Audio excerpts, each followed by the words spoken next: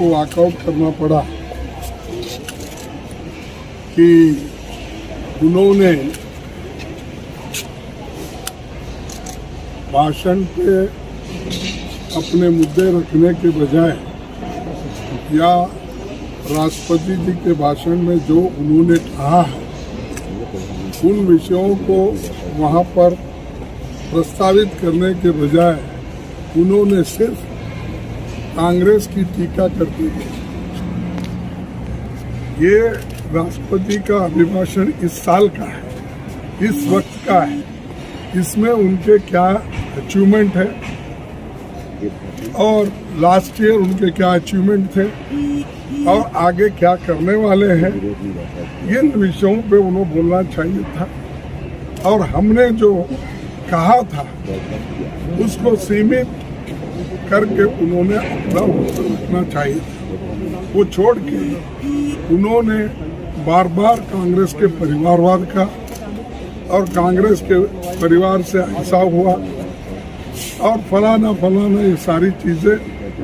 70 साल के चीजें उसमें से 50 साल तुम्हारा है और अभी भी आप लोग देश के बारे में कम सोचते हैं और सिर्फ टीका करते हैं, ये उनका कहना है। तो इसीलिए हमने ये कहा कि भाई आप पहले उत्तर हमारे प्रश्नों का उत्तर दीजिए, जो हमने भाषण किया, मैंने किया, शर्मा जी ने कहा और दूसरे हमारे सभी साथियों ने कहा, तो उसका उत्तर देने के बजाय उन्होंने सिर्फ कांग्रेस पार्टी को अरे सदन में तो हर पार्टी के लोग होते हैं, हर विचार के होते हैं और हर स्कीम पे बोलते हैं, तो वो स्कीम पे बोलने के बजाय सिर्फ कांग्रेस पार्टी की टीका करना, तुम खत्म हो गए हैं। गांधी जी की बात अब उनको याद आ गई। गांधी जी को मारने वाले, गोडसे की पूजा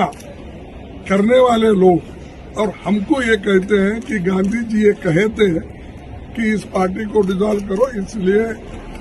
आपका उद्धार होगा। तो मैं उनको पूछता हूँ, गांधी जी के बारे में बार बार जो हम कह रहे हैं,